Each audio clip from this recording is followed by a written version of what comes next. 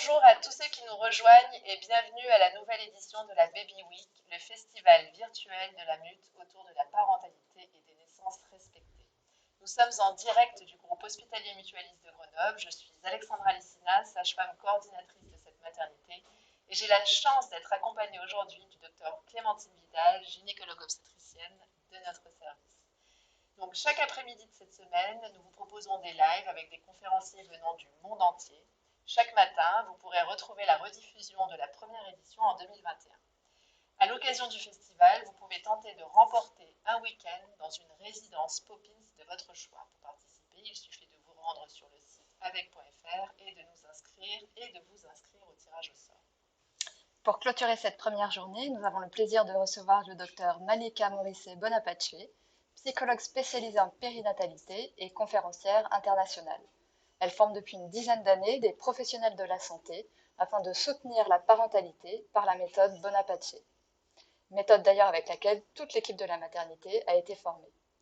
Après avoir été clinicienne et directrice d'une clinique de psychothérapie, elle se concentre maintenant sur l'enseignement de nouvelles pratiques entourant la grossesse, la naissance, le postpartum et la parentalité.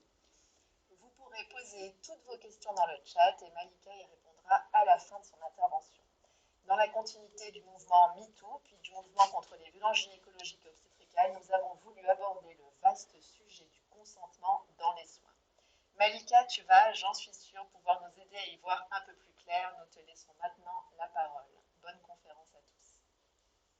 Merci beaucoup. Merci pour l'occasion de pouvoir être ici avec vous aujourd'hui. C'est un plaisir. Je pense que plus on a la chance de parler de ce thème qui est vraiment chaud, le consentement libre et éclairé en période périnatale, plus on va pouvoir voir des répercussions significatives sur non seulement le bien-être des femmes, mais le bien-être des familles et voire même la prochaine génération. En psychiatrie périnatale, on dit quand la mère va bien, la famille va bien. Quand la mère va mal, la famille va mal. Donc, c'est extrêmement, extrêmement pertinent de s'intéresser à ce qui se passe dans cette période-là. Alors, pour commencer, donc, un petit mot sur qui je suis. Je m'appelle Malika Morisset Bonapace, comme vous avez dit. Et puis, attendez un petit peu, on a perdu la présentation. Ça sera pas long. Je vous repartage ça à l'instant. Et comme disent les Chinois, aussi en médecine chinoise, il faut nourrir la mère pour nourrir l'enfant. Donc, tu vois, finalement. C'est bien dit, hein? C'est tout à fait logique parce que, c'est ça, parce que c'est très difficile quand la femme, elle va pas bien, c'est très difficile pour tout le reste de pouvoir s'appliquer. Alors, voilà, donc, je me suis intéressée, je trouve qu'il y a quelque chose de très intéressant à aller voir ce qui ne fonctionne pas pour déterminer qu'est-ce qui fonctionne, qu'est-ce qu'on a besoin pour que ça marche. Durant mes études doctorales, donc, je suis allée voir comment est-ce que la période périnatale amène les femmes à se porter moins bien. Qu'est-ce qui se passe? Puis, en fait, je me suis spécialisée à travailler avec elles pour qu'elles se sortent de là. Mais bien évidemment, quand on travaille avec les femmes, quand elles vont pas bien, ça nous permet aussi de déterminer ou de découvrir quel a été le processus, quel a été le chemin, pourquoi elles se sont rendues là. Donc, le fait d'être spécialisée en psychiatrie périnatale, ça m'a donné vraiment une clé, un dénominateur, de comprendre quel était le dénominateur qui fait en sorte qu'aujourd'hui, les femmes vont si mal. Puis on sait, hein, anciennement, les femmes, elles mouraient, je m'excuse, en enfantant par des complications médicales. C'est surtout ça qu'on voyait. Aujourd'hui, les femmes, elles meurent encore. C'est juste qu'elles meurent plus tard. Puis c'est pour ça que c'est très insidieux, parce qu'on dit souvent « Ah oui, mais d'autres pratiques d'enfantement sont dangereuses. Parce que, bon, on a cette espèce d'idée-là que si on est en dehors du milieu hospitalier, par exemple, on va augmenter le danger. En réalité, le danger, il se porte après la naissance. C'est pour ça qu'on n'a pas les statistiques, parce que maintenant, les femmes, elles se suicident. Hein, c'est là où on les perd. Quand on calcule les statistiques de manière adéquate, on comprend que dans les pays industrialisés, les femmes meurent parce qu'elles se suicident, ce qui est quand même très triste. Alors, Euh, Julie et moi, donc Julie, c'est ma maman. Je suis très, très chanceuse d'être sa fille. Elle a développé il y a une trentaine d'années la méthode Bonaparte. Et cette méthode-là, on l'enseigne vraiment à la fois aux professionnels de la santé et aux parents directement.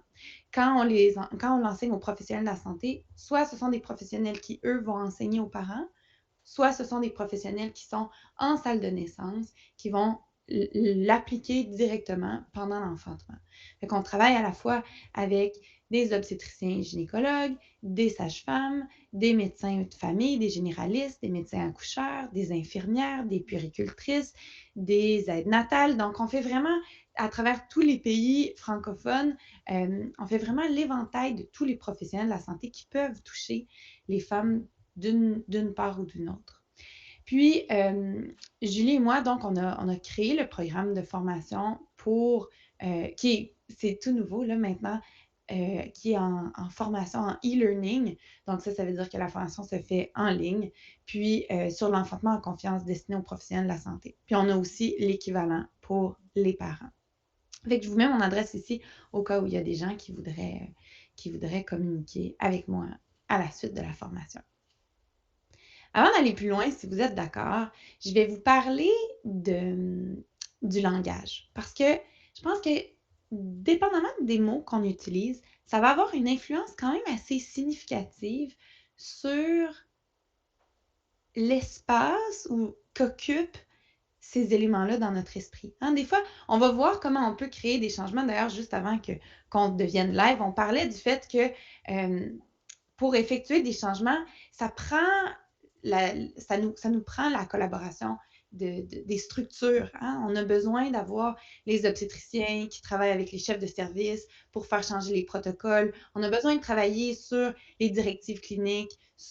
On a besoin de faire des changements par le haut. Moi, je crois que les changements, ça se passe toujours des deux façons. Ça doit se passer par le bas aussi.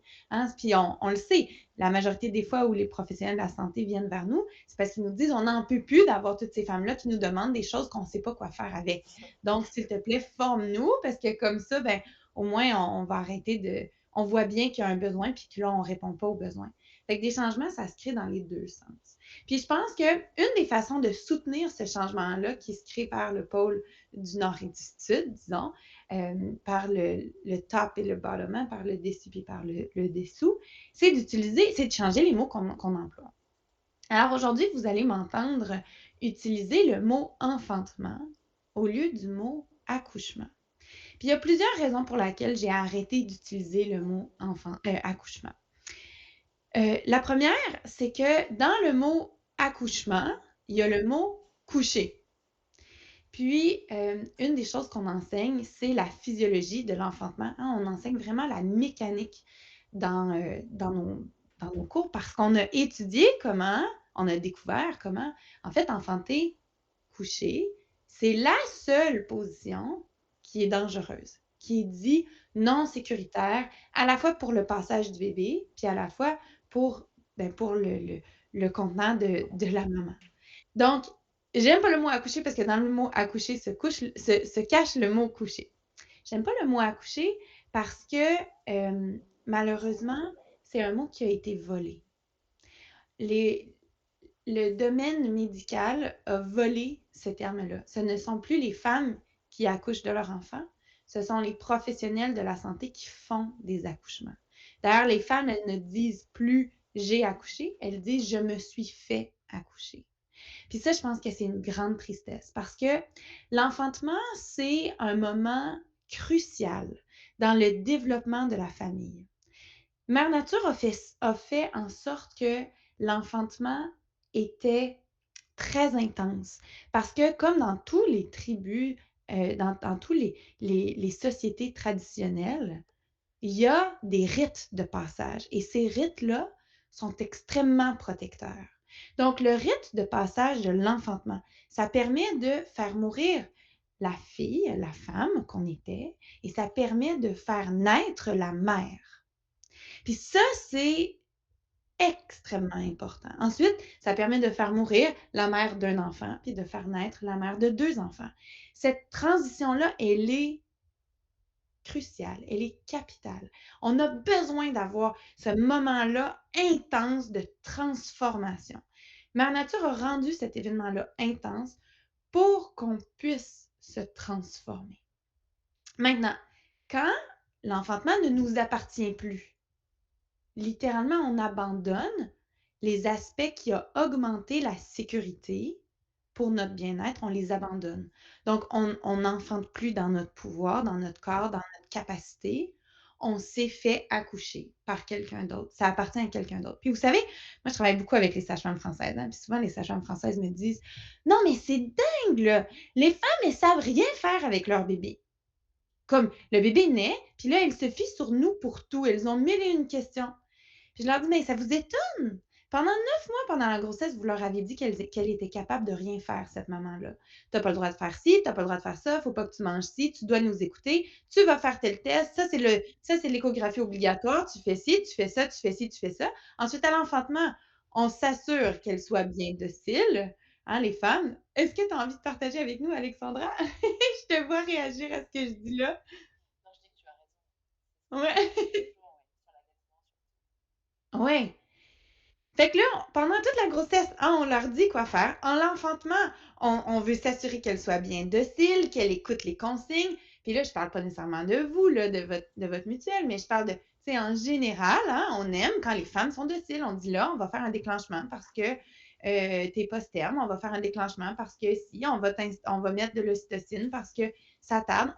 C'est plus facile quand il y a docilité. Fait qu'on leur dit quoi faire pendant toute la grossesse, tout l'enfantement. Puis là, soudainement, on s'attend à ce que les femmes, elles deviennent mères puis qu'elles sachent quoi faire. Mais non, c'est à travers le fait d'avoir été connecté à son intuition, d'avoir évalué, d'avoir étudié, d'avoir pris en main ce rituel, ce rite-là qui allait arriver, hein, l'enfantement, d'avoir enfanté dans leur puissance, dans leur capacité. En fait, c'est ça qui permet aux femmes de dire, ben si moi j'ai été capable d'enfanter, moi je suis capable de m'occuper de ce bébé-là. Mais quand elles se font accoucher, les femmes, ben alors, elles se tournent vers vous, les professionnels, pour dire, ben, qu'est-ce que je fais avec mon bébé? Fait que moi, j'aime répondre au chignage, hein, aux plaintes que je reçois de, ouais, mais les femmes, elles savent rien faire en postpartum. Ouais, mais si tu veux qu'elles sachent faire quelque chose, ben, dégage. Laisse-la réfléchir. Laisse-la prendre les décisions. Laisse-la vivre sa grossesse à elle, être dans son pouvoir pendant son rite, puis ça va aider dans sa capacité à se sentir capable d'être mère. Donc, le mot accoucher, je ne l'aime pas parce qu'il a été volé, mais aussi parce que accoucher vient avec cette notion-là. Hein? On accouche qui? On accouche une patiente. Ça, c'est un autre mot avec lequel j'ai un peu de difficulté. Dans le mot patiente, il y a le mot patience, patienter. Hein? Reste là et attends que moi, professionnelle de la santé, je te prends en charge. On prend en charge une patiente, n'est-ce pas? Fait que prendre en charge, ça veut littéralement dire, moi, je vais prendre la responsabilité, la charge de ta situation médicale. Puis, si on fait juste, tu sais, il y a quelques années, j'ai enseigné en Algérie avec des sages-femmes algériennes. C'était très, très intéressant. Vous savez que le mot patient a remplacé un mot. Savez-vous c'est quoi, les filles, mesdames? Savez-vous qu'est-ce qu'on disait avant patiente? Non. On disait, mais en fait, patient, là, à l'hôpital, on voyait des patients. Avant, à l'hôpital, on voyait des malades.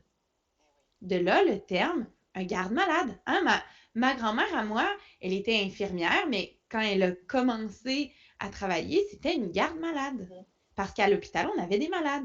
Bien, imaginez-vous que quand on est en Algérie, puis on travaille dans les maternités en Algérie, les sages-femmes font référence aux femmes qui enfantent comme des malades. J'ai une malade en salle 3 qui est dilatée à 6 cm. Fait que juste pour se rappeler, tu sais, l'utilisation du mot, c'est porteur de sens. Le mot patient, OK, il fait moins référence au fait qu'on est malade, mais c'est quand même ce mot-là qui a remplacé le mot malade. Puis est-ce qu'une femme qui enfante est-elle malade? Non. Non, elle n'est pas malade. Alors,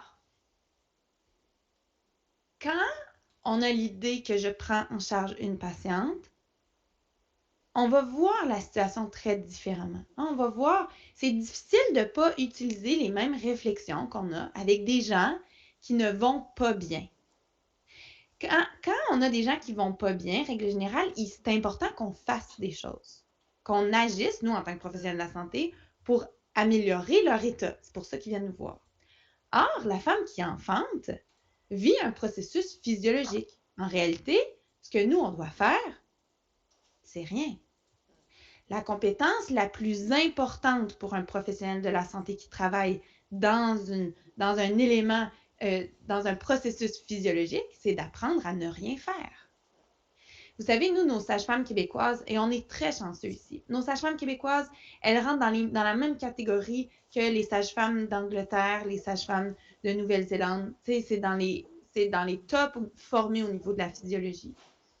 Quand elles viennent en France pour faire des stages, vous savez ce qu'on dit de nos sages-femmes québécoises? Non. Qu'elles ne savent rien faire. Parce que toutes les interventions médicales, hein, si ça, que les sages-femmes françaises sont très bien formées à faire, ben, il y a plein de choses qu'elles ne savent pas faire. Alors moi, j'aime dire, c'est pas que les sages-femmes québécoises savent rien faire, c'est qu'elles savent ne rien faire. Comprenez-vous? Hein? Elles savent, elles ont appris à s'asseoir sur leurs mains. Quand on est dans un processus physiologique, la chose la plus importante, c'est de savoir s'asseoir sur ses mains. Donc, pas prendre en charge une patiente, mais témoigner d'une femme qui est enfante. Voyez-vous la différence? Tout à fait. Juste ça. Et là, vient la question, mais pourquoi enfanter? On pourrait choisir mettre au monde, hein? Mais pourquoi je choisis spécifiquement enfanter? Bien, c'est que la langue française, elle a des mots spécifiques pour plusieurs espèces. La vache, elle vèle. La jument, elle pouline. La truie, elle cochonne. La chatte, elle chatonne.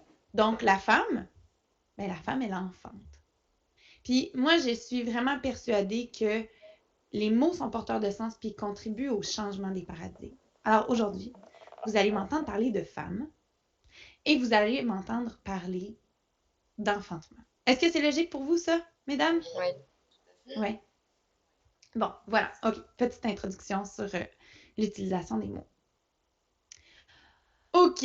Alors, là, j'ai envie de vous partager. Est-ce que mon partage d'écran est toujours actif? Non, hein? Non, on ne voit pas. OK. Bougez pas. Je remets ça. Partager. Donc, là, je vais vous partager quelque chose qui est mal compris, mal connu.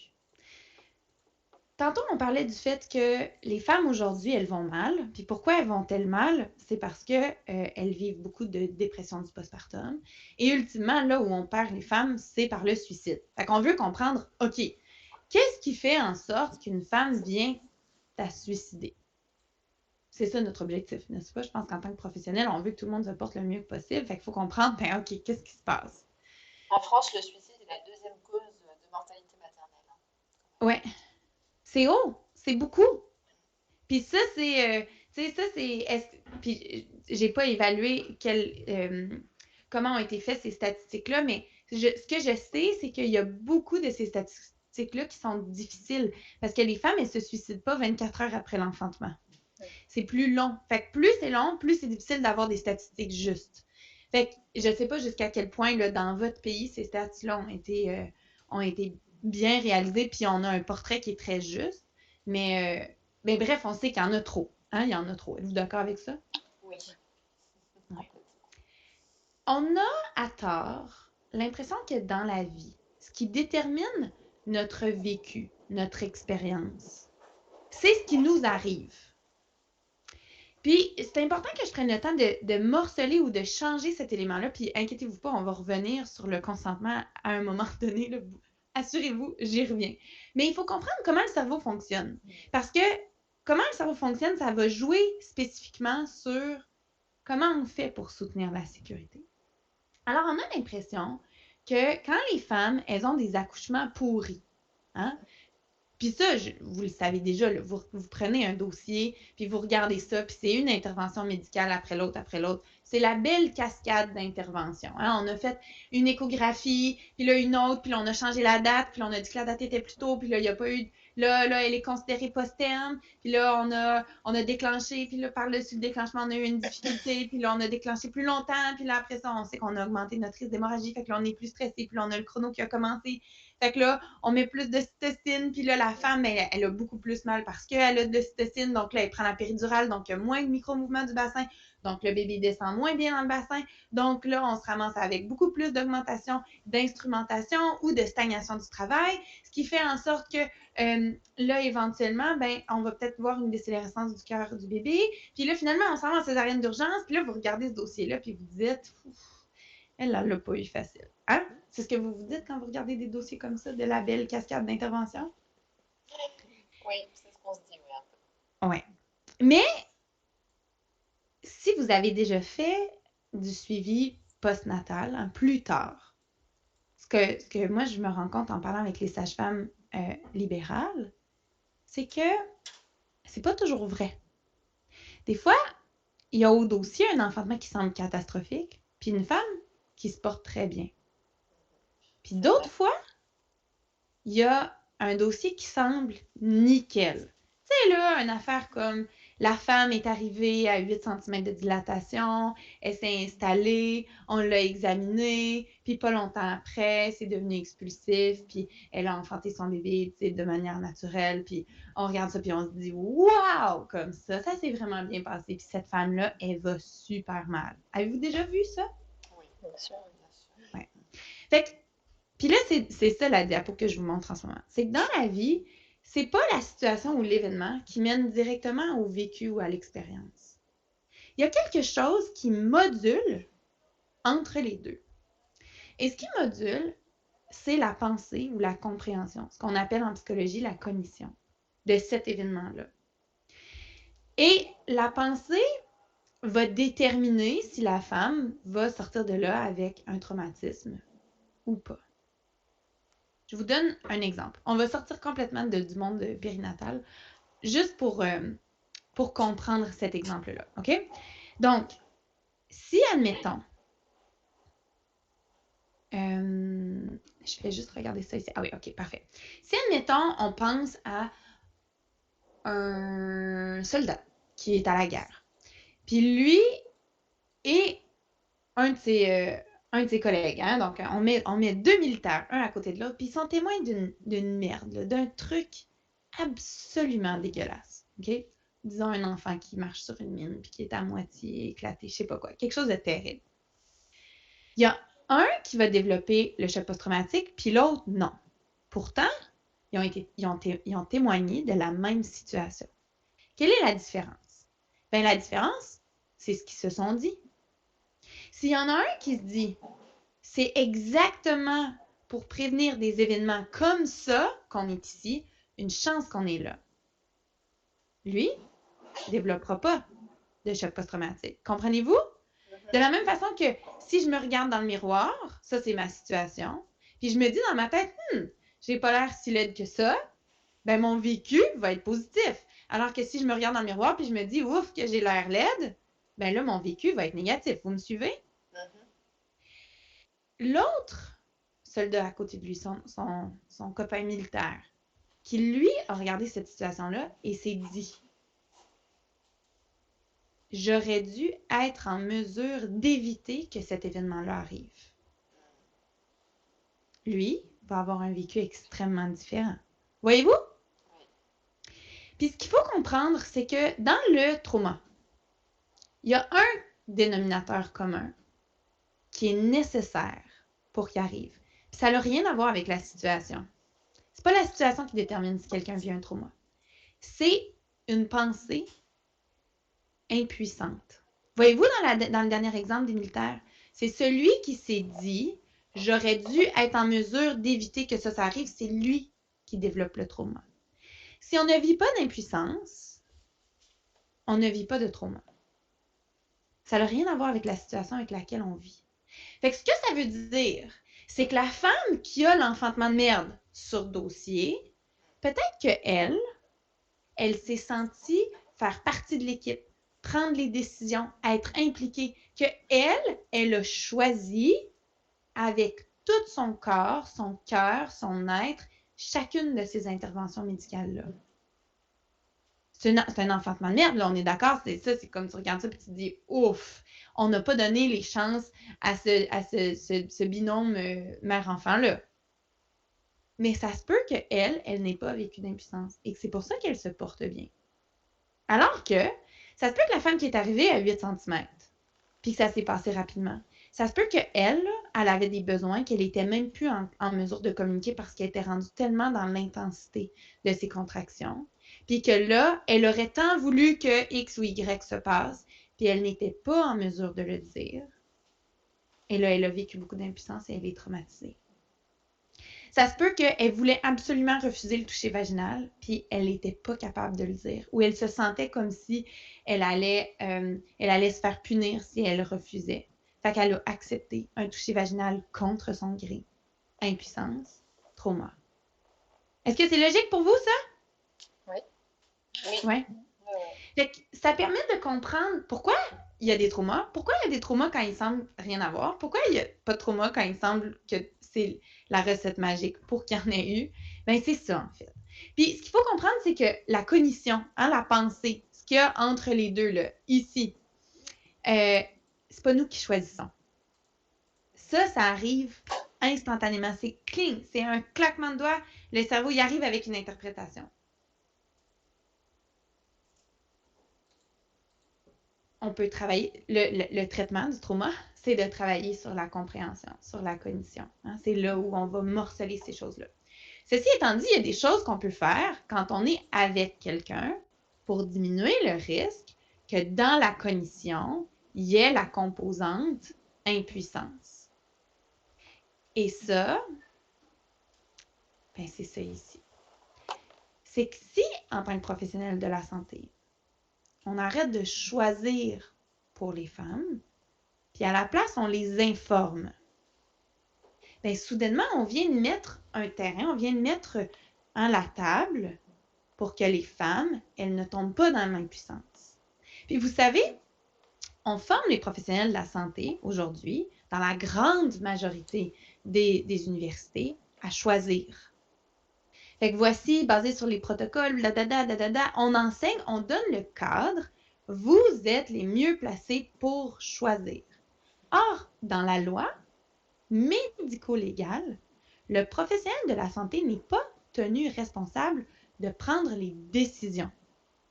Le professionnel de la santé est tenu à informer justement. Et c'est une différence fondamentale. Vas-y, Alexandra, je sens le questionnement dans ton esprit. Non, pas du tout, je t'écoute. OK, tu es juste vraiment... tu es dedans, là, tu es comme, oh mon Dieu, quoi? On s'est fait dire toute notre vie qu'il fallait choisir, puis là, soudainement, c'est pas ça, hein? Ça crée c'est un choc, c'est vraiment un choc, je pense. Puis c'est pour ça que quand je parle, puis là, je sais pas à combien, quel est le pourcentage, si on a 50% de parents, 50% de professionnels, mais ce que je peux te dire, puis je pense que c'est pertinent pour les parents de l'entendre, c'est que les professionnels, quand je leur présente ça, sont toujours, on dirait en bon québécois, shakés, sont sous le choc. Ça instabilise les bases de, ben, je suis qui, moi, en tant que professionnel, si c'est pas pour choisir de bord? Je suis qui? À quoi je sers? C'est quoi l'idée? Puis, je pense que ça l'aide aussi les parents qui disent, ben moi, je veux être en charge de mon enfantement. Mais de comprendre que là, en ce moment, ça, c'est complètement être à compte courant. Parce que le courant, en ce moment, c'est les professionnels ont dans la tête que c'est eux qui choisissent. Puis le courant, c'est les parents sont dociles, puis écoutent ce qu'on leur dit de faire. Ça, c'est le courant. Le contre-courant, c'est, ben moi, en tant que parent, j'ai comme envie de prendre des décisions, puis j'ai comme envie de dire ce que je veux, puis ce que je veux pas. Puis pour les professionnels, c'est de dire, ben, je vais la laisser choisir elle-même si oui ou non elle veut cette intervention-là. Mais ça veut pas dire que là, les professionnels, on s'en lave les mains. Ah, ben là, on va laisser les parents prendre toutes les décisions, puis nous, on n'a rien à faire. Non, non. Dans la loi, c'est bien indiqué que vous êtes, ben qu'on est tenu d'informer justement. Fait que ça m'amène sur, mais Ah ouais, ok, je vais juste conclure avec,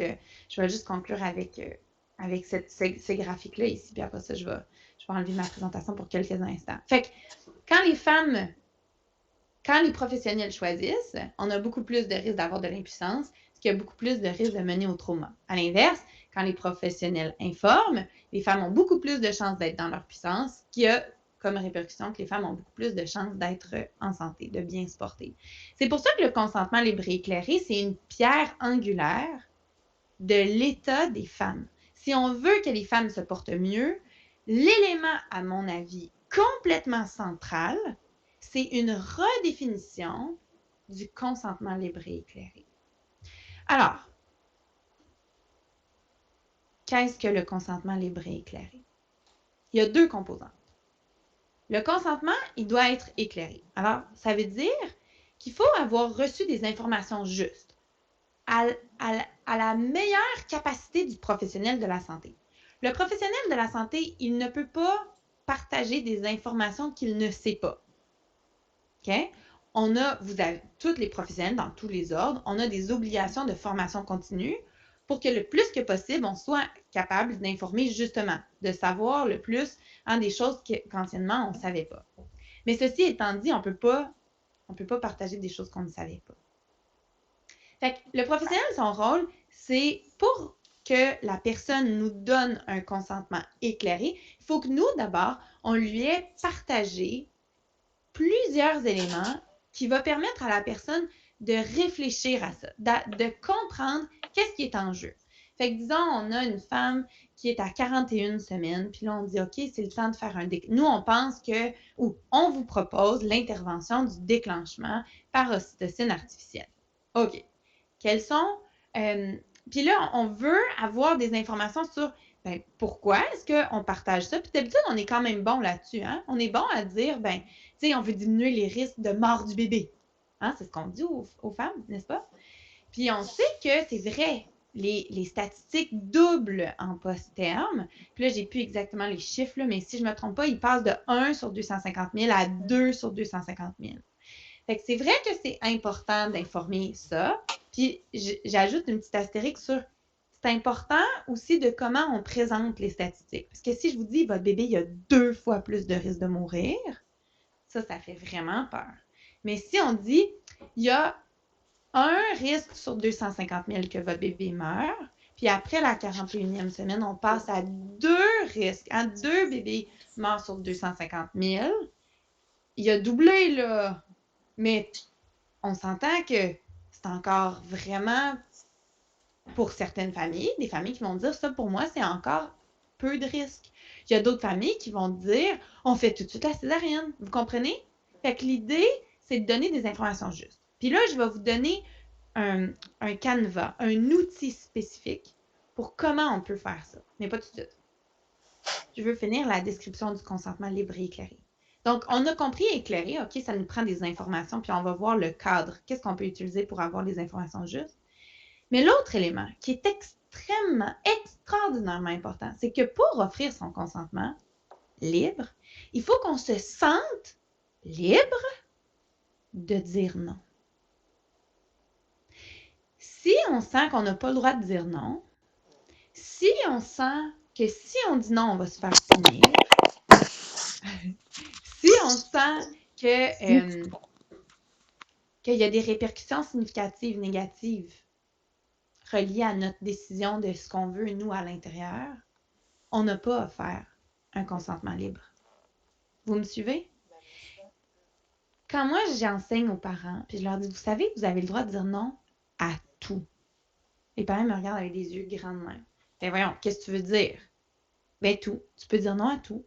Tout ce qu'on te propose, c'est une proposition. Toute intervention médicale qui te sont proposées, hein? Ils ne sont pas toujours proposées, là, on s'entend. On a décidé qu'on a fait une révision du dossier en comité, puis on a décidé qu'on allait déclencher. Ça sonne pas tant comme une proposition, mais objectivement parlant, ce l'est.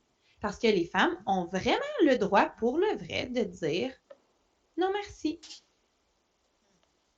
Même la césarienne d'urgence, la femme a le droit de dire Non, merci. Je vais vous amener loin, OK? Puis je sais que ça va être difficile de parler de ça, mais je pense que c'est important de le faire pour vous, pour partager à tout le monde jusqu'à quel point les femmes, elles ont pour le vrai, elles s'appartiennent pour le vrai. Le fœtus, il n'est pas considéré comme comme une entité légale. On ne peut pas faire subir à une mère une intervention médicale pour sauver un fœtus. On n'a pas le droit de faire ça. Dans la formation que je fais aux professionnels de la santé, je leur fais faire j'ai un cahier de pratique où ils doivent écrire leurs réflexions, puis bon, tout pour intégrer le matériel. Puis j'ai une des questions qui est pourquoi est-ce que vous pensez que les éthiciens ont décidé ça de cette façon-là? Puis c'est très intéressant de lire les réponses. Mais ce que je peux vous dire, c'est que la femme, elle s'appartient. Son corps est à elle. Le fœtus, tant qu'il n'est pas né, on ne peut pas être blâmé de ne pas être venu, vous savez, l'aide, comment ça s'appelle donc? La non-assistance à la personne en danger. Hein? On ne peut pas être reconnu coupable de ça pour un bébé qui n'est pas né encore. Fait que l'exemple extrême que je donne, puis je donne l'exemple extrême parce que je pense qu'il y a des bénéfices pour tout le monde, c'est qu'il y a une femme qui est en train d'enfanter, qui dit « je veux pas de césarienne ». Puis on a une équipe médicale qui dit « si on fait pas de césarienne, ce bébé-là, il va mourir. Comme son cœur, il va pas bien, on est persuadés, nous, que ce bébé-là va mourir. » Qu'est-ce qu'on fait dans cette situation-là? On informe justement. On ne fait pas de coercition. On informe de manière juste. Mais si au terme de toutes les informations qu'on a pu donner, la femme, elle dit encore, regarde, à l'intérieur de moi, mon intuition me dit, c'est non, pas de césarienne. Là, je vais vous poser une question bien difficile.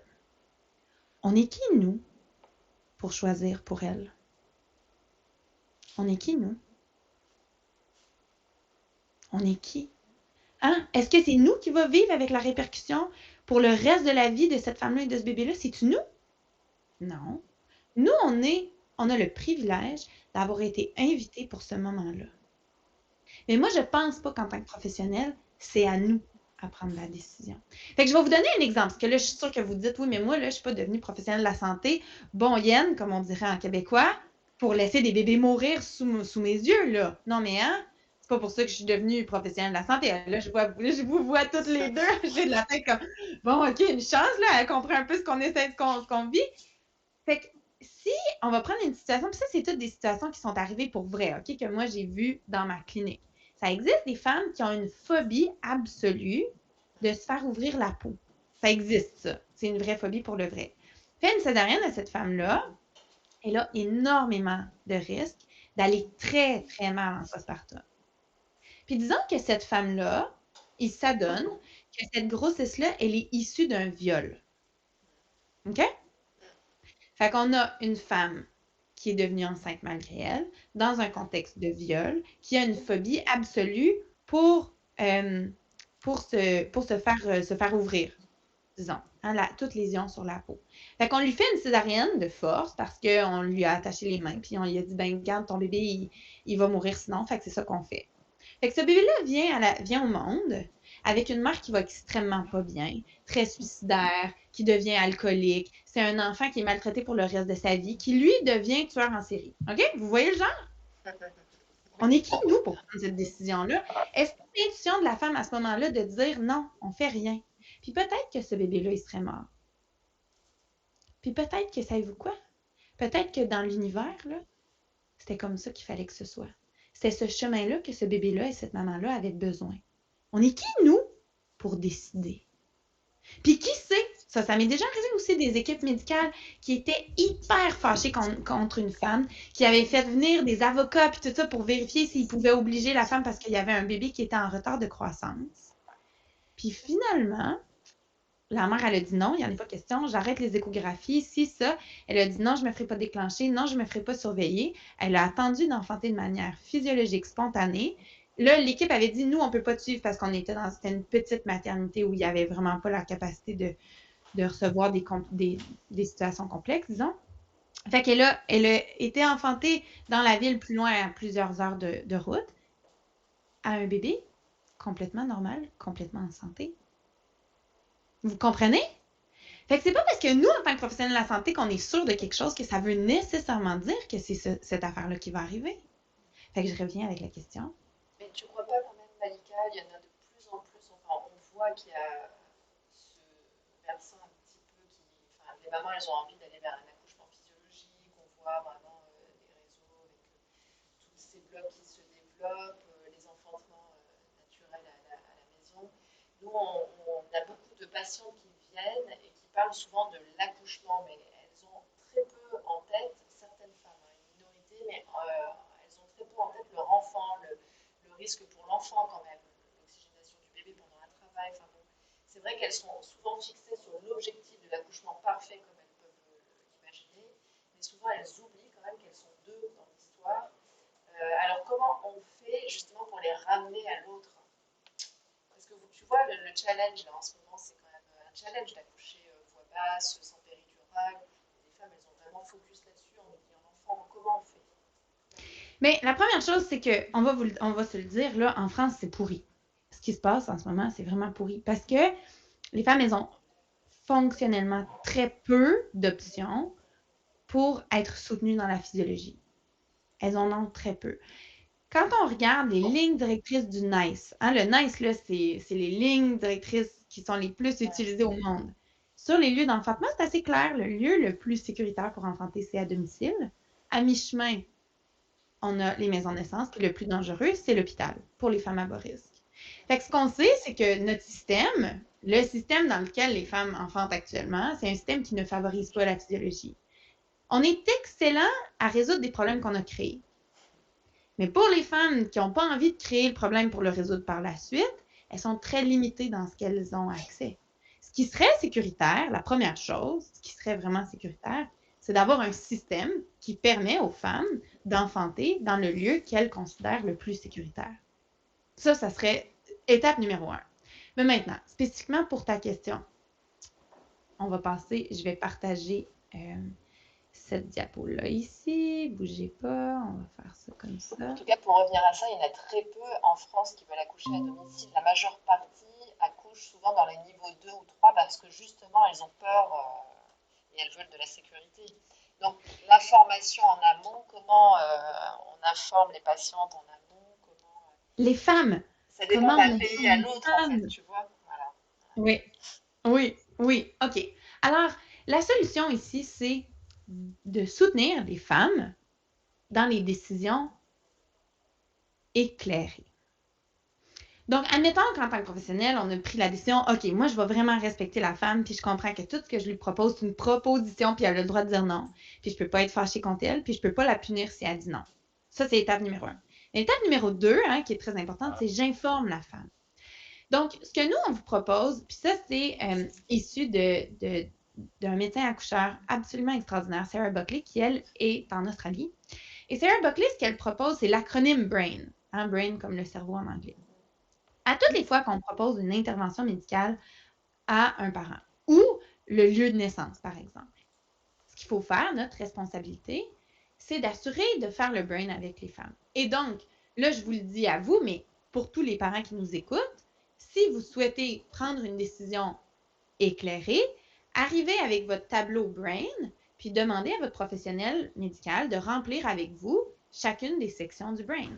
Puis là, vous allez pouvoir prendre une décision dite éclairée.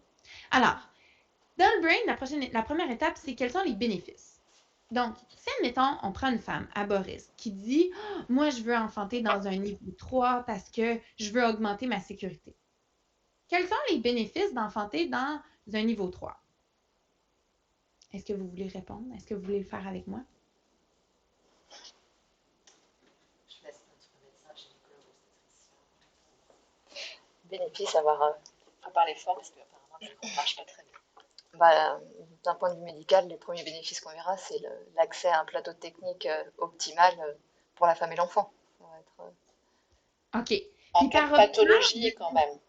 En cas de pathologie, c'est un niveau 3 pédiatrique, c'est en cas de pathologie pour l'enfant à naître. C'est un niveau 3 pathologie. Mais souvent, il est accompagné aussi par des pathologies maternelles. OK. Fait qu'on dit, les bénéfices d'aller dans un niveau 3, c'est que si ça tourne vraiment mal, on a vraiment une équipe parfaite pour soutenir ce qui tourne vraiment mal. Est-ce qu'on peut dire ça comme ça? Êtes-vous d'accord avec moi? Oui. OK. On pourrait ajouter un autre bénéfice qui est si dans la tête de la mère, c'est là où elle est en sécurité, hein, puisqu'on a besoin de se sentir en sécurité pour enfanter, ça peut peut-être aider le processus d'enfantement parce qu'elle-même va se sentir en sécurité. Ça, ce sont les vrais bénéfices d'enfanter dans un niveau 3. OK. Pensez-vous à d'autres choses ou on passe à notre prochaine lettre? Non? OK. Donc, quels sont les risques associés avec le fait d'enfanter dans un niveau 3 quand on est une femme à bas risque? D'être dirigée dans son enfantement, sans OK. forcément avoir la possibilité de choisir ce qu'on aurait aimé faire.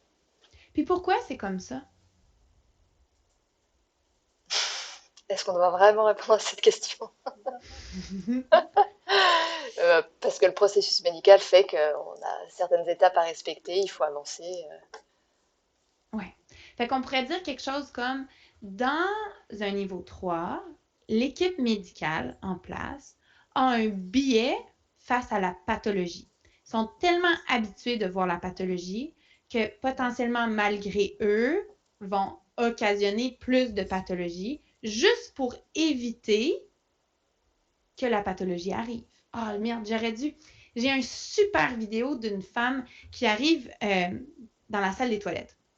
Puis elle arrive avec son magazine, puis elle s'assoit sur les toilettes.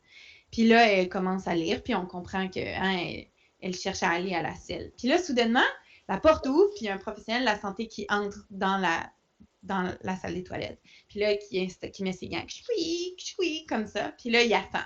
Puis là, il y a un deuxième, puis un troisième professionnel qui attend. Puis à la fin du vidéo, il y a la question, tu sais, échec de progression. Fait que aller à la selle, c'est un processus physiologique. La meilleure façon de ne pas interférer ou que ça tourne pas mal pour aller à la selle, c'est de s'asseoir sur ses mains, puis c'est de laisser l'intimité à la femme. Vous me suivez? Oui. OK. Enfanter, c'est un processus physiologique, comme faire l'amour, comme aller à la selle.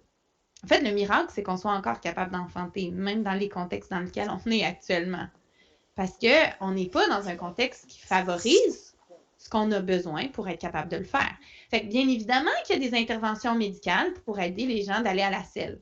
On peut leur donner de la pharmacologie pour mettre les selles vraiment liquides, puis là, ça va sortir très facilement, même s'il y a plein d'inconnus autour de soi. Alors, on peut manuellement, je pense, de ce que je comprends d'un ami médecin qui, pendant sa résidence, avait dû apprendre la joyeuse tâche de soutenir les gens qui vivent une constipation très sévère. Puis c'est littéralement d'aller manuellement aider le processus physiologique à se faire à arriver. Ce qui n'est pas tant le fun, hein, mais quand il y a vraiment des problématiques, ben OK, c'est bien qu'on ait la capacité de le faire. Mais là, imaginez-vous la femme qui fait juste aller sur la toilette ce matin-là, puis qui se ramasse avec 3 professionnels de la santé dans les toilettes avec elle.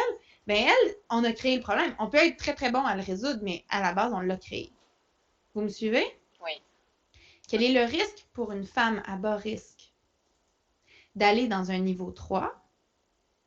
C'est qu'on crée des problèmes.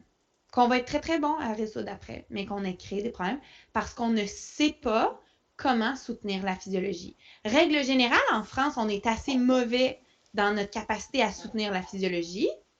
Même pour les niveaux 1 qui sont comme le lieu où on a le plus de chances de soutenir la physiologie, si on exclut les maisons de naissance, bien évidemment. Mais, fait qu'on n'a juste pas la compréhension, puis en plus, il y a la pression, puis il y a la peur dans les niveaux 3. Puis, enfanter dans un contexte où tout le monde a peur autour, ben, règle générale, ça crée des problèmes. Fait que quels sont les risques associés à ce lieu de naissance-là? Ben, qu'on a créé des soucis, qu'on résout après. OK. Est-ce que vous pensez à d'autres risques associés avec le niveau 3? Non. Non. Puis ça, je ne le sais pas. Est-ce qu'il y a plus d'hôpitaux IHAB, hein, les hôpitaux labellisés Amis des bébés, en niveau 3 ou en niveau 1? Le savez-vous? Ça, je ne le sais pas, moi. Surtout niveau 1 quand même. surtout niveau 1. Compliqué à l'avoir, c'est des niveau 3, oui, c'est plus compliqué. Fait que moi, si j'étais maman, là, puis je dirais, ben, tu sais, moi, je pense qu'il y a un bénéfice d'avoir le label. Malgré le fait que j'ai appris quand même dernièrement, assez tristement, que des fois, on met un petit peu de la poudre pour les yeux pour avoir le label, puis après ça, il y a bien des choses qui disparaissent, malheureusement. Mais bon, au moins, il y a quand même eu ça dans cette direction-là. Fait que si moi, j'étais une maman, mais ce que je voudrais, c'est un hôpital qui est labellisé IHAB. J'aimerais ça, moi. Fait que, puis là, ben, si je fais ça, ben là, peut-être que dans cet hôpital-là, on va être plus porté à mesurer, évaluer, calculer, monitorer, et moi et mon bébé, au lieu de juste laisser le processus physiologique d'attachement puis d'allaitement de se faire en postpartum. OK, fait que ça, c'est les risques. Quelles sont les alternatives? Quelles sont les alternatives à enfanter dans un niveau 3? Ben, il y a enfanter dans un niveau 2, enfanter dans un niveau 1, il y a enfanter dans une maison de naissance, il y a enfanter si on a la chance, bénie par les dieux, de trouver une sage-femme qui pratique dans l'illégalité, qui fait du soutien, qui fait du domicile, je m'excuse. Puis finalement, il existe une autre alternative qui commence à être de plus en plus considérée chez les femmes françaises, ben, partout sur la planète, mais encore plus chez vous parce que vous êtes tellement mal à manger pour soutenir la vraie physiologie. Les enfantements non assistés médicalement, les enfantements libres. Fait qu'il y en a des alternatives. Si on faisait le processus du brain au complet, on évaluerait tous les bénéfices et les risques de chacune des alternatives que je viens de vous nommer. Le niveau 2, le niveau 1, la maison de naissance, l'illégalité avec la sage-femme à domicile, puis l'accouchement non assisté. On les évaluerait tous. Ensuite, il y a le I dans le brain. Et le I, cette question-là, elle est très importante. Quand Julie, là, avant, là, elle travaillait, elle donnait des congrès à des obstétriciens, des grands congrès d'obstétriciens, posait toujours la même question. Quand une femme vous dit, là, regarde-moi, il y a quelque chose qui ne va pas bien, à quelle fréquence est-ce que les femmes se trompent? Règle générale, c'est pas très souvent.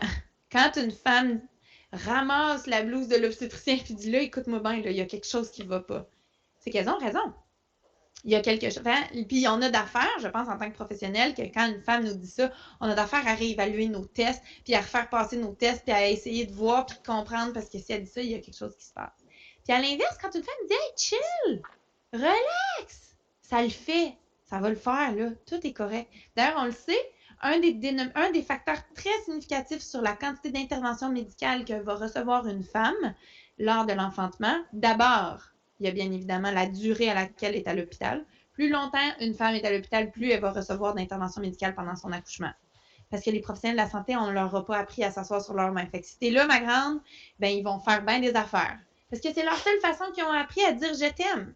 Je t'aime en faisant des interventions médicales. Parce que s'ils n'ont pas appris à s'asseoir sur leurs mains, ben ils vont faire. Fait que si tu veux pas avoir d'intervention médicale, reste chez vous. Arrive à 8 cm. Ça va être plus facile. Fait que, bon, mais là, je dis ça, mais je veux être claire qu'il y a des maternités comme la vôtre qui travaillent vraiment très fort pour apprendre à s'asseoir sur leurs mains. Je me trompe-tu de dire ça? Non, tu ne te trompes pas, mais c'est vrai qu'à l'inverse, les mamans, si on te fait bien, les filles ont l'impression qu'on ne les accompagne pas. Quand des fois, on est loin, un petit peu comme ce chat qui se met au coin d'une pièce et qu'on les observe et des fois où on les laisse tranquilles. Et il y en a certaines qui, quand même, elles veulent qu'on fasse ça. On est dans une société où faire, quand même, est important. Oui, ou faire, c'est une démonstration d'amour, en fait. C'est ça. Ouais. Donc, fait que ça, c'est le premier facteur. Mais le deuxième facteur qui est le plus important pour ne pas recevoir d'intervention médicale, c'est l'état de la mère. Quand la femme est calme, on lui fait moins. On tolère plus. On laisse plus le temps aller. Les professionnels vont se sécuriser avec l'état de la mère. Donc, une femme qui est vraiment très frénétique, on va avoir tendance à lui faire plus d'intervention médicale. Fait que tout ça pour dire que l'intuition, c'est super important. Quand on est en période périnatale, on est hyper chanceux, parce qu'on a le volume de l'intuition qui est augmenté. On a la chance, tu sais, quand on est jeune fille, jeune enfant, on a notre connexion à l'intuition qui est très forte. Mais des fois, on le perd, ça, pendant l'âge adulte. Puis on a la chance, pendant la période périnatale, de retomber en contact. Vous allez entendre des femmes qui vont dire « Hey, soudainement, je me suis mis à rêver. Moi, je me souvenais jamais de mes rêves. Puis là, pendant la grossesse, elles se souviennent de tous les rêves. Puis elles ont vraiment des sensations. » Fait que l'idée, c'est de dire, ben, on va laisser l'espace. On va donner une lettre au complet à... Puis ton intuition, elle te dit quoi? Qu'est-ce que ça te dit, ça?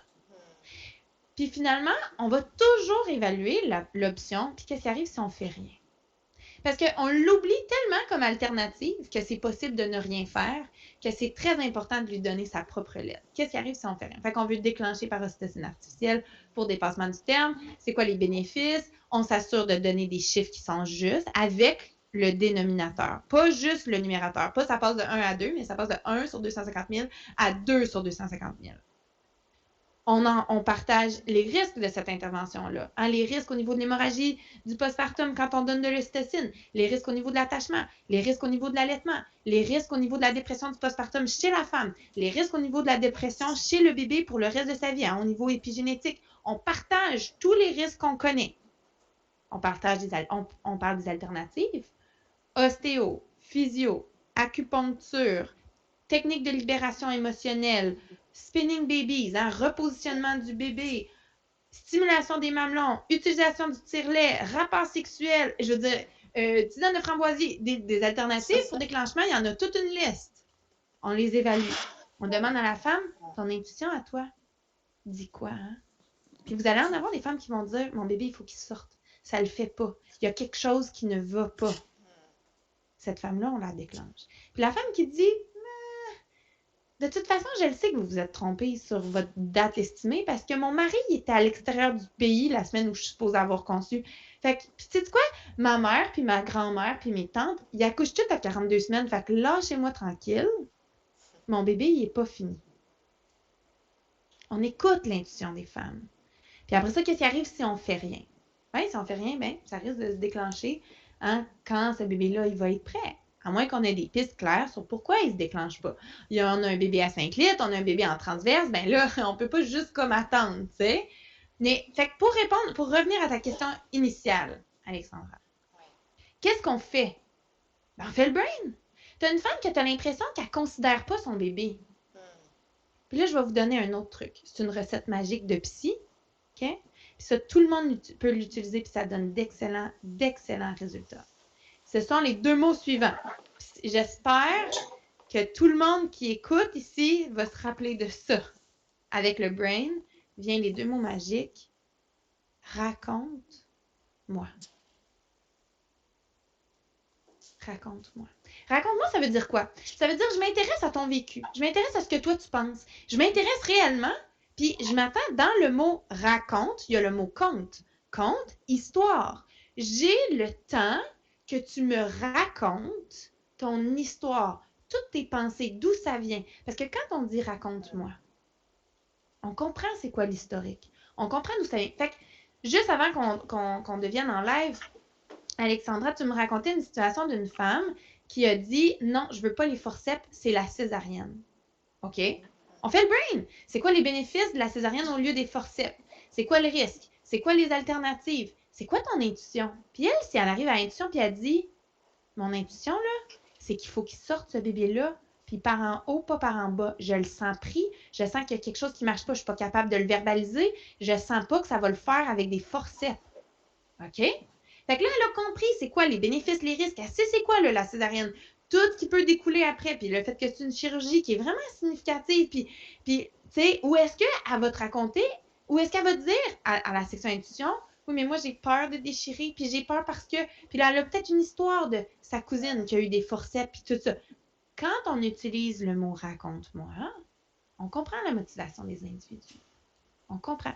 Fait qu'avant même de dire à une femme qui dit « Moi, j'ai décidé de faire un enfantement non assisté à domicile. » Puis là, vous autres, vous dites « Oh mon Dieu, ce bébé-là, il va mourir. » Avant de lui dire ça, on va commencer avec « Mais raconte-moi. » Elle va vous le raconter, son truc. Si elle se sent en confiance, raconte-moi, la femme, elle va pouvoir dire. Fait que, à tous les parents qui écoutent en ce moment, quand un professionnel de la santé s'assoit, dépose son cahier, puis vous regarde dans les yeux, puis vous dit « Raconte-moi », vous savez que vous êtes en sécurité. Parce que vous savez que c'est vous qui allez pouvoir prendre la décision, que vous pouvez vous livrer, que ce professionnel-là a décidé de créer un espace pour vous, pour votre bien-être, qu'il est à l'écoute de votre intuition. C'est ça qui est sécuritaire. Puis pour répondre à ta question, Alexandra, sur oui, mais nous, derrière, on galérait avec cette femme-là qui voulait une césarienne au lieu de forceps. Mais si tu as la confiance que la femme, en dedans d'elle, c'est elle qui sait. Puis elle a dit, les forceps, ça le fera pas. C'est une césarienne que ça prend.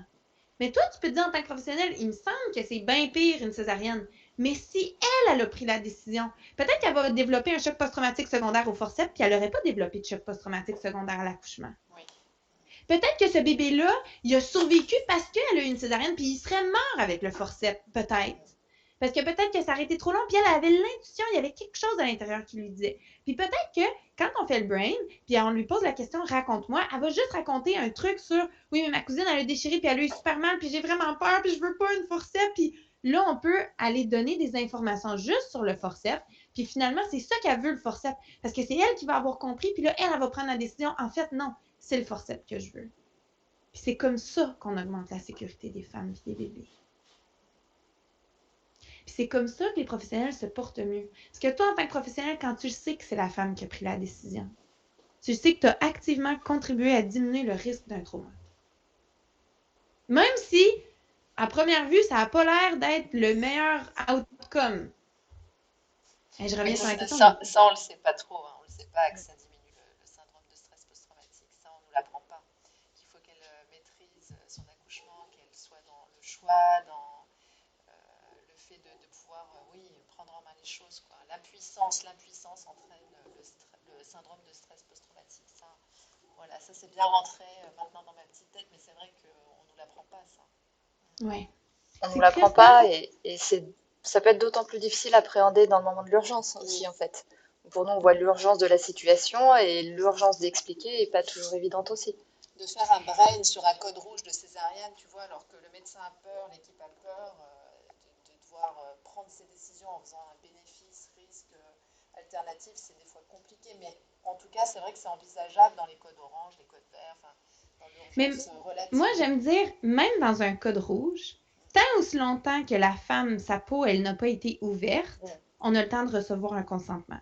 Dans le sens où, entre le moment où on se dit, là, je pense que on sent... Puis, tu sais, ça arrive, là, des décollements placentaires d'un coup, puis, tu sais... Mais même dans le cas d'un décollement placentaire, il y a quand même du temps entre le moment où la femme, elle est dans la salle d'accouchement jusqu'au moment où on est en train de lui ouvrir le ventre. Vous êtes d'accord? Oui.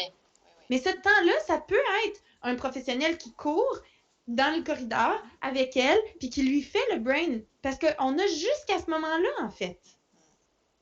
Fait que le problème, c'est quand on n'utilise pas toutes les précieuses minutes, parce que c'est pas du moment où on dit « OK, il y a un décollement placentaire, vite, il faut faire une césarienne tout de suite ». C'est pas dans la même fraction de seconde qu'on lui ouvre le ventre, là. C'est long, il y a beaucoup de choses entre ces éléments-là. Je pense que c'est important qu'on utilise ce temps-là. Il est extrêmement précieux parce que ce temps-là, c'est est-ce que cette maman-là va se suicider par derrière ou non. Oui. Okay. C'est ça qu'il faut changer dans notre esprit. C'est ça qu'il faut nous apprendre, oui. Oui. Puis c'est pour ça que c'est mon plaisir à moi de travailler avec et les professionnels de la santé et les parents. Hein? Fait que là, ce qu'on a vu, c'est un petit extrait du module qui s'appelle « Le droit et les devoirs pour les professionnels de la santé ». Puis, voilà. J'ai envie de terminer, si vous êtes d'accord, sur le rapport de l'INES, hein, qui est l'Institut national d'excellence en santé et services sociaux, qui disait « Les interventions obstétricales ont pris une place grandissante dans les grossesses normales pour se hisser au rang des normes dans beaucoup de pratiques cliniques. » Puis une des pistes de solutions intéressantes, c'est la participation des femmes dans la décision clinique. Fait que ça fait un petit bout déjà qu'on se dit que c'est peut-être ça notre solution, tu sais. Fait que les messages clés de ma présentation, avant qu'on passe à la section des questions, c'est extrêmement important qu'on voit la parturiente comme une personne dans son entièreté. Une femme qui s'appartient. De se rappeler que l'impuissance, c'est ce qui est à la base du trauma. Puis que peut-être qu'on va avoir réussi à sauver ce bébé-là, mais est-ce que c'est vraiment de rendre service à l'humanité que d'avoir mis au monde un bébé, d'avoir réussi à faire survivre un bébé d'une mère qui se suicide par la suite? On a-tu vraiment comme fait du bien là, tu sais? Oui. C'est un balancier, puis il faut garder les deux morceaux, les deux bouts en tête tout le temps. Fait que l'impuissance à la base du trauma. Ensuite, oh, je m'excuse, ça n'a pas changé. Voyons. Attendez un petit peu. Message clé. Est-ce que c'est ça que vous voyez? OK, voilà. Donc, voir la personne dans son entièreté. L'impuissance est à la base du trauma. Faire des choix à la place de la femme, ça la rend impuissante. Le rôle du professionnel, c'est d'informer afin que la femme puisse faire des choix qui sont libres et éclairés. Fait à tous les parents qui nous écoutent, l'utilisation du brain peut être faite même avec des professionnels qui ne sont pas formés à la méthode Bonaparte. Hein, on peut arriver et dire, OK, ben moi j'ai mon brain ici, vous me dites que vous voulez faire un stripping, un décollement des membranes, parfait. Quels sont les bénéfices du décollement des membranes? Quels sont les risques associés avec le décollement des membranes? Quelles sont les alternatives? J'aimerais parler de mon intuition. Puis qu'est-ce qui arrive si on ne faisait rien? Puis comme ça, c'est un super outil pour aider les professionnels à nous donner l'opportunité d'offrir un consentement qui est éclairé. Alors, en toute excuse-moi, j'ai pas compris. Non, je dis que c'est un très bel outil, simple et hyper efficace à mettre en place dans notre pratique. Donc, on va pouvoir le tester, effectivement. Oui, certainement. Alors voilà, je vous laisse mon adresse, notre site web si vous voulez venir, s'il y a des questions, si vous voulez venir nous contacter, regarder qu'est-ce qu'on fait, ben voilà. Alors, j'arrête le partage et je suis prête pour les questions. Alors, tu as une question? Pas pour l'instant.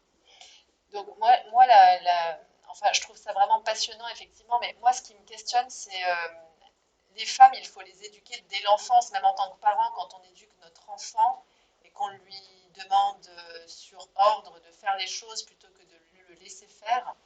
Je pense que ça part de loin, en fait. Quand une femme, elle arrive en salle d'accouchement, elle a déjà été éduquée à répondre au doigt et à l'œil, quelque part. L'éducation de nos enfants, voilà, il est aussi, voilà, il faut qu'on s'ouvre à autre chose.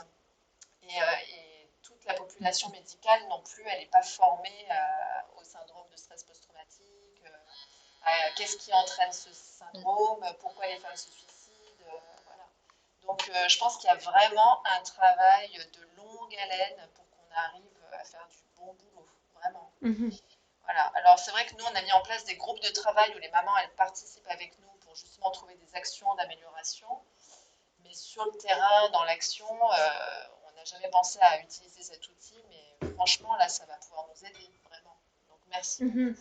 Mais c'est vrai que cette notion d'impuissance, c'est une notion qu'on n'appréhende pas du tout et qui, effectivement, est éclairante pour comprendre la réaction des femmes et leur vécu après de leur enfantement.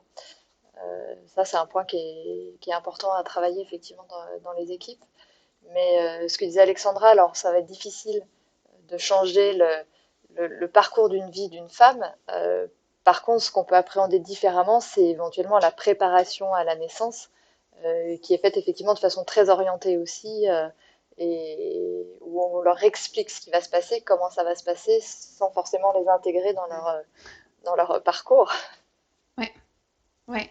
J'ai envie de rebondir sur 2 points que... Oui, vas-y, excuse-moi, Alexandra. Non, et souvent, Malika, quand les patientes, elles arrivent, déjà, je trouve qu'elles ne savent pas où accoucher, comment accoucher, qu'est-ce qui est proposé en amont, comment on devient mère, en gros, qu'est-ce qui nous attend. Enfin, elles sont prises à un endroit, envoyées à un autre, puis finalement, des fois, c'est après le premier accouchement qu'elles se posent des questions sur qu'est-ce que je peux choisir, comment choisir. Voilà, qu'est-ce qui peut aider les femmes à prendre possession de leur vie, de ce moment-là, en amont, en fait. Moi, c'est ça ma grande question. Comment elles peuvent savoir? OK, c'est vraiment d'excellents points que vous soulevez là, toutes les deux. Je pense que si on avait une baguette magique, OK? Imaginez ça. Une femme, on prend la vie de ce bébé-là. On va commencer du début, OK? Parce que ça va être plus facile comme ça. On prend la vie de ce bébé-là. Puis ce bébé-là, quand sa mère est enceinte, est en connexion. La maman parle au bébé, puis le bébé sent qu'il peut être entendu par la mère. Parce qu'in utero, il y a une communication qui se fait. D'ailleurs, en psychologie clinique, on pose toujours la question, dans notre anamnèse, quand on fait une évaluation initiale pour un enfant, on demande toujours à la mère quel a été le lien pendant la grossesse avec le bébé. Ça a des répercussions significatives sur le développement de l'enfant par la suite. Fait On commence avec ce bébé-là qui est en connexion, qui, quand est un peu contrarié, est en mesure ou quand sent que ses besoins ne sont pas répondus, hein, ou s'inquiète que cette maman-là, elle est à l'écoute de ce bébé-là. Puis je vous raconte ça parce que vous savez combien de fois Julie a travaillé avec des parents, des enfants qui étaient en siège. Puis, avant même de faire la version, en fait, on faisait la technique de libération émotionnelle, hein, où on tapote des points d'acupression sur le corps pour libérer les émotions, puis créer l'espace de communication mère-enfant, où les bébés expliquaient à leur maman très simplement, en fait, je t'en sèche parce que là, tu t'occupes pas de nous du tout. Tu es super fatigué, on vient de déménager, j'ai même pas de place où atterrir, t'as rien préparé pour moi comme « Eh oh, j'existe ». Puis là, la mère fait comme la réalisation pendant qu'elle est en train de travailler. Oups, c'est vrai que j'avais pas investi cette grossesse-là beaucoup. OK, parfait. Puis là, soudainement, ils font des ententes ensemble. Puis avant même la version, le bébé est tourné. Parce que le bébé dit, ben, tu sais, les bébés communiquent leurs besoins. Fait que si on part de là, puis un bébé qui vient au monde dans un contexte physiologique où la mère a accueilli son bébé, où le professionnel était assis sur ses mains plus loin puis regardait ça aller, hein, qui est en peau à peau immédiatement, qui a la chance, le bébé qui a la chance de se ramper jusqu'au sein directement, le bébé dit « Hey, moi, je suis capable ». La maman qui dit, le papa qui dit « Notre bébé, il est capable d'allaiter tout seul. Il n'y avait même pas 1 heure de vie qui s'est connecté au sein tout seul. » Vous savez que ça, on ne peut pas faire ça avec des bébés péridurales, hein? On dit que la péri, ça n'affecte pas du tout les bébés. Mais pourquoi est-ce que les bébés qui sont péri, eux autres, sont pas capables ou très, très peu capables de se rendre au sein puis de démarrer l'allaitement de manière autonome? Fin de la petite réflexion sur ça.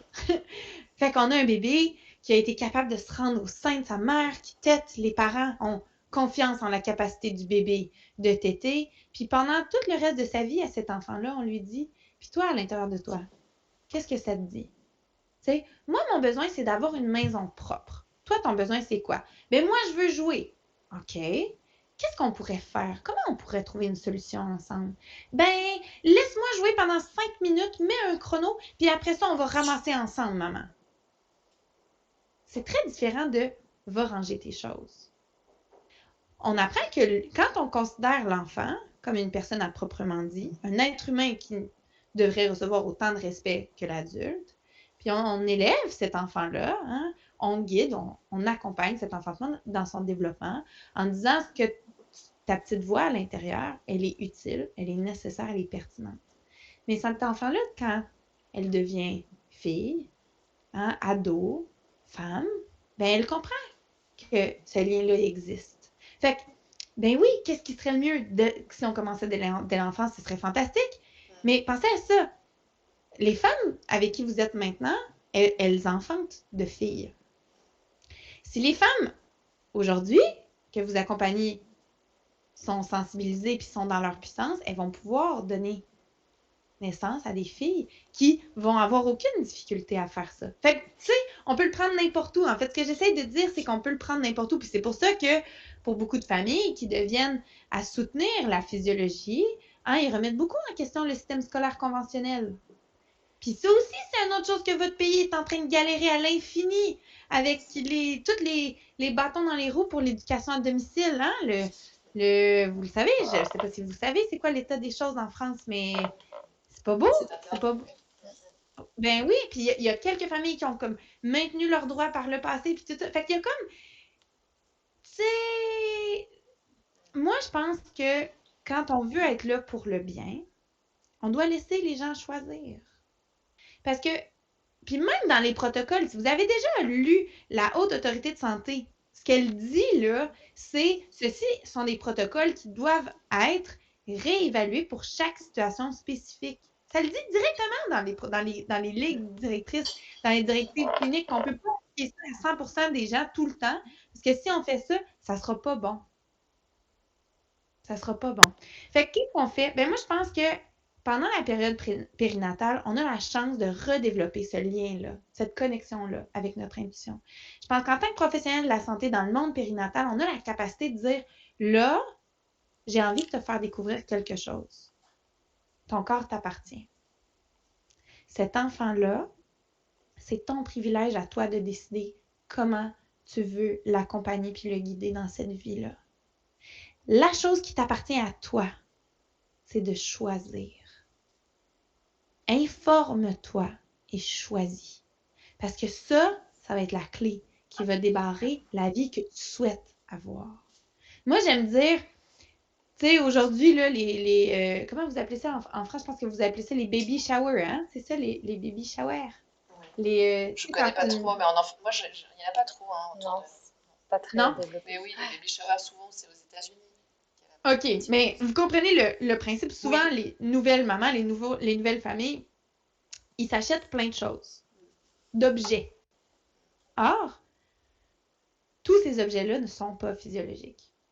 La couchette, la poussette, le transat, là, comment vous appelez ça, le cosy, le bumbo, hein, le truc on assoit les bébés quand ils sont pas encore capables de s'asseoir, la sucette, ce que je l'ai dit, le biberon, tout ça, ce sont tous des objets qui sont pas physiologiques.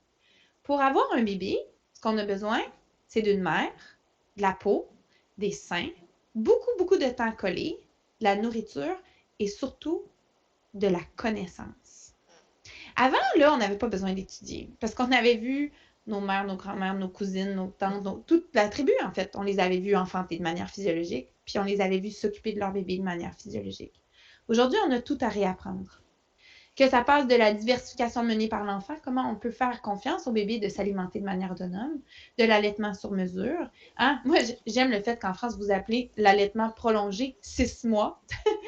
Alors que l'OMS dit clairement qu'un allaitement, il y a des bénéfices très clairs pour les 24 premiers mois, mais ça aussi, là-dessus, vous galérez. Il y a des affaires sur lesquelles les Français, vous êtes fantastiques. Mais là, je dois dire que j'ai quand même pointé quelques petits éléments sur lesquels vous galérez entre les lieux de naissance, l'allaitement. Mais alors, pourquoi en France, on bloque sur ces points-là, à ton avis? Toi qui as un regard extérieur. Oui, c'est une bonne question. Parce que, tu sais, même les grands, quand on pense à Michel Audin, qui est, je veux dire, un des tops de la physiologie mondiale, c'est un Français qui a dû quitter la France. Quand on pense à Le Boyer, là, je vais mettre ça entre guillemets, l'inventeur, parce que je pense pas que c'est l'inventeur des naissances dans l'eau, mais l'inventeur à l'ère moderne, disons, des naissances dans l'eau, c'est un Français. Vous ne croirez pas ça. Il y a quelques années, j'ai formé dans une maternité, OK? Puis il y a un des pavillons de l'hôpital qui s'appelle Le Boyer. Dans cet hôpital-là, on ne fait pas de naissance dans l'eau. Pensez à l'ironie de la situation. Fait qu'on a Le Boyer, qui est un Français qui a inventé les naissances dans l'eau. Audin qui a dû quitter. Je ne sais pas pourquoi. Je ne sais pas pourquoi c'était si difficile. Pourquoi? Puis, tu sais, l'Angleterre, c'est pas si loin que ça. Puis, eux autres, ils ont quand même les Pays-Bas, c'est pas si loin que ça. Puis, ils ont une très bonne compréhension, de la physiologie puis comment le soutenir. Je ne sais pas pourquoi, comme en québécois, on dirait pourquoi vous faites autant dur. Faire dur, ça veut dire quand on est mal à manger, là, hein? Quand on n'est pas très bien équipé. Je ne sais pas pourquoi. Je ne sais pas. Je sais pas. Avez-vous des idées, vous autres? Non. Peut-être un monde plus patriarcal. Oui. Je sais pas. On vend encore des poupons avec des biberons. Hein. On vend jamais un poupon seul en expliquant qu'on peut le mettre à son sein quand on est une petite fille. Tu vois, il y a aussi tout le monde de capitaliste, de l'argent, des labos de lait. Enfin bon, on a encore beaucoup pris. Tu parlais des cosy, enfin tout ce monde de vente autour du bébé. Enfin, une liste de naissance avec des millions de choses qui servent à rien ou même très peu de temps. Enfin, puis qui sont pas juste qui servent à rien. Qui sont dangereux. Oui.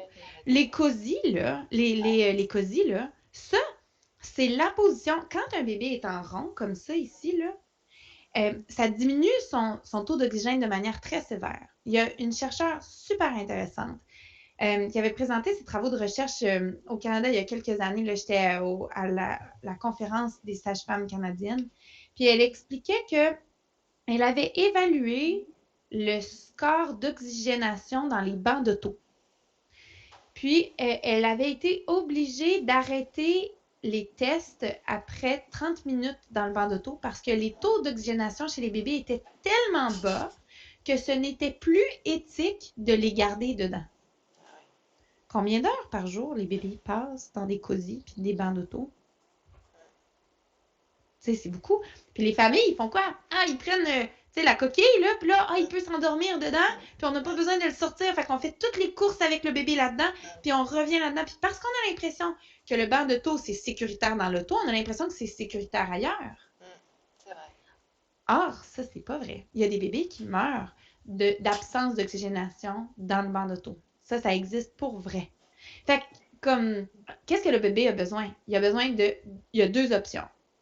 Il a besoin d'être sur sa mère, que ce soit en portage, que ce soit ventre à ventre en cododo. Si on respecte les 10 règles du cododo qui sont proposées par le chercheur James McKenna, qui sont repris d'ailleurs par l'OMS, parce que l'OMS, là-dessus, est complètement d'accord avec le fait que ce qu'on dit au niveau du cododo, c'est la galère. D'ailleurs, pour qu'un hôpital soit labellisé IHAB, ils doivent enseigner le cododo de manière optimale. Puis moi, c'est là où je me suis rendu compte que le label, ça veut pas toujours rien dire, ça veut pas toujours dire quoi que ce soit, parce que il y a plein d'hôpitaux qui enseignent pas, en fait, puis qui ne font même pas de manière sécuritaire le cododo. S'ils le font, ils ne font même pas de manière sécuritaire en milieu hospitalier. Fait que tout ça pour vous dire que c'est quand même significatif. Ouais,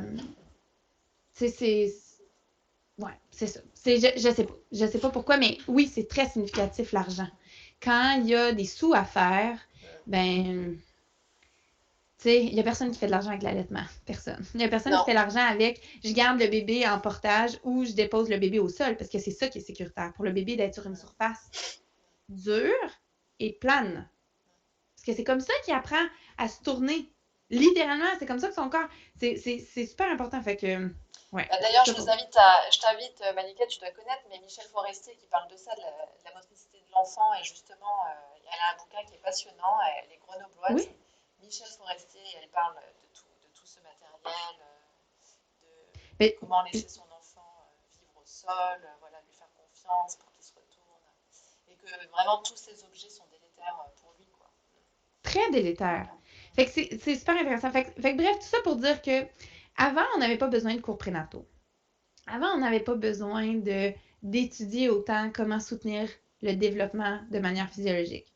Parce qu'on le faisait, c'est tout.